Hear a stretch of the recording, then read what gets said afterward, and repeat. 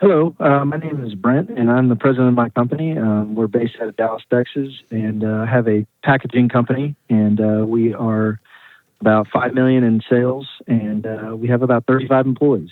That's awesome. I'm 38 years old, and my partner's 68 years old, and we have been growing at a rapid pace over the past 7 years. When I bought the company, we had 5 employees.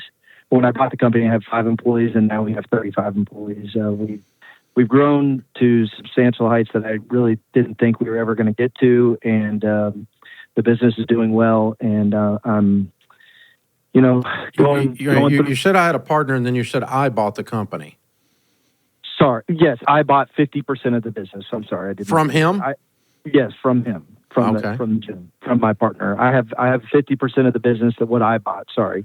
Okay. And his wife has 25%, and he has 25%, and I am the 50% owner. I see. His wife is not. She's not involved in the company. She's just an owner on paper. Right, but she's obviously going to vote with him. Yes, of course. So, yes, sir. All right. And so, is there a problem? Well, I've been trying to buy him out for the past 2 years, and he has no intention of retiring. He keeps telling me, and we have an issue with a really bad issue with personnel.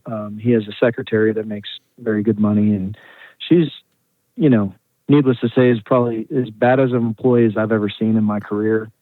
And I feel like he's protecting her, and that's what he knows. If he were to leave, that she would not have a job, and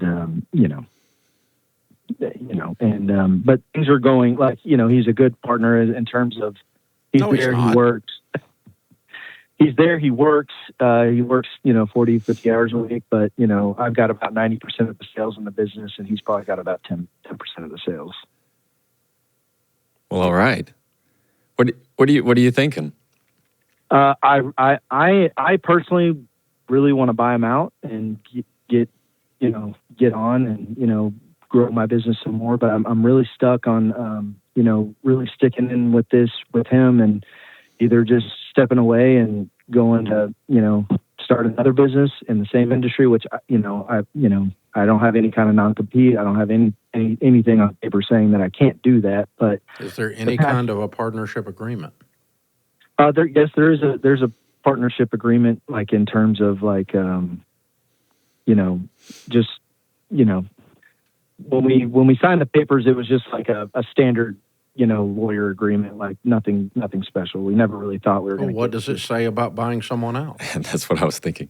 I'm sorry. It says that I can buy him out, and then he has to. I can buy him out, and he has to approve. He has to approve, like me. If someone were to buy me out, he has to approve that, and I have to approve somebody buying him out. But there's no instance in the agreement that says that you can force him to sell. Correct. Yes, sir. Okay.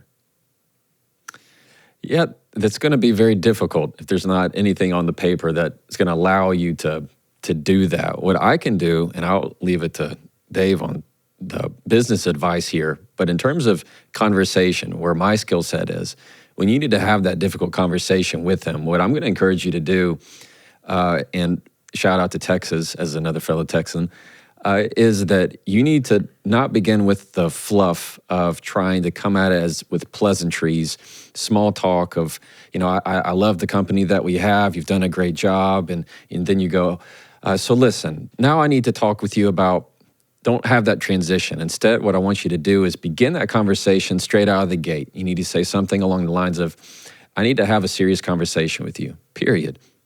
Or this is going to be tough for us to talk about. Or this is going to be a difficult conversation. You need to lead with exactly what you need to say out of the gate, because clarity is kind, and that's going to set you up to have a real honest conversation. But it's going to be very difficult if there's not a very clear path to force him to sell you his shares, to buy him out when there's not a proper path for that. But I can help you with the conversation side of it. Okay.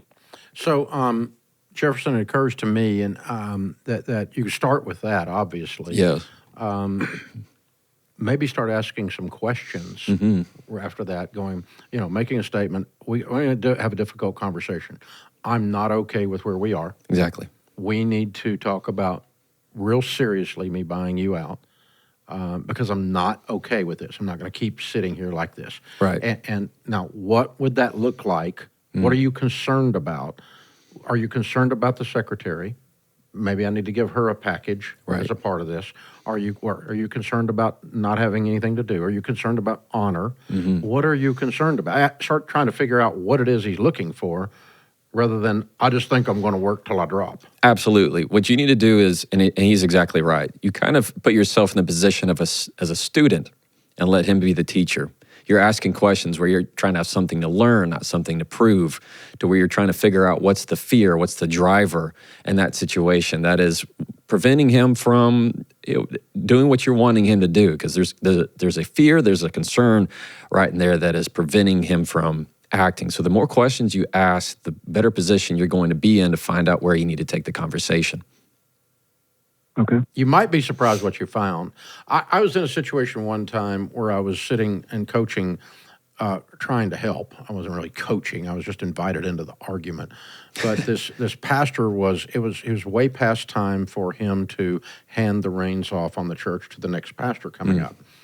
And he really wanted to, but was so resistant, and we couldn't figure out why.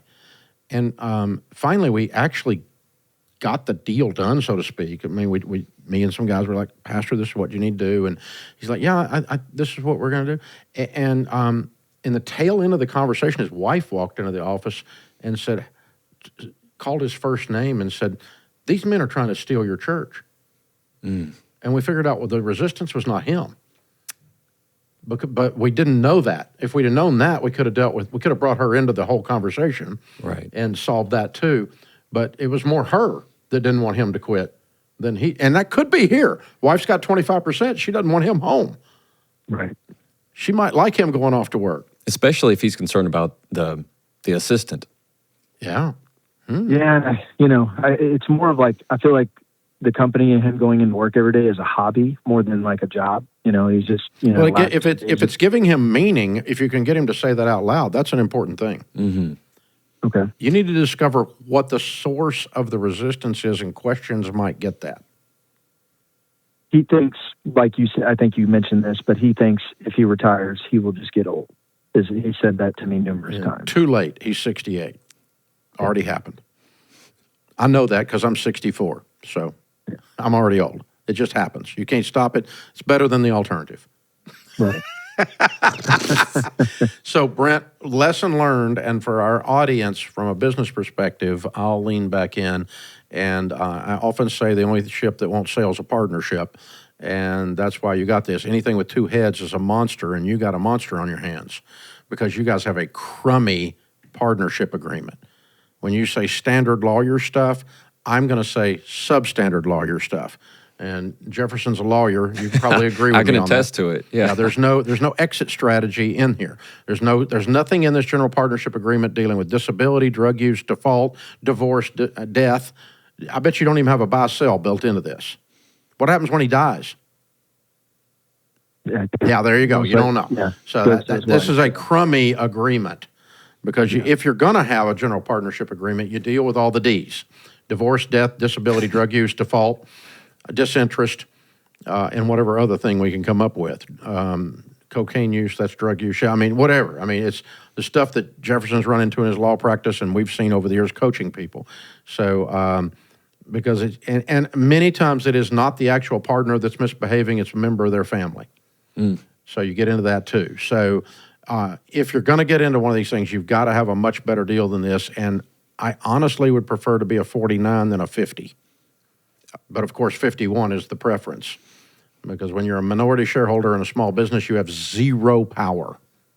Agreed? I absolutely agree. So when you're in that difficult conversation, when that's coming up and you want to talk to them, I want you to lead with, this is going to be a difficult conversation. Follow up with a question, just like Dave said, that what would it look like or what would need to happen for me to buy you out? What would need to happen for you to walk away?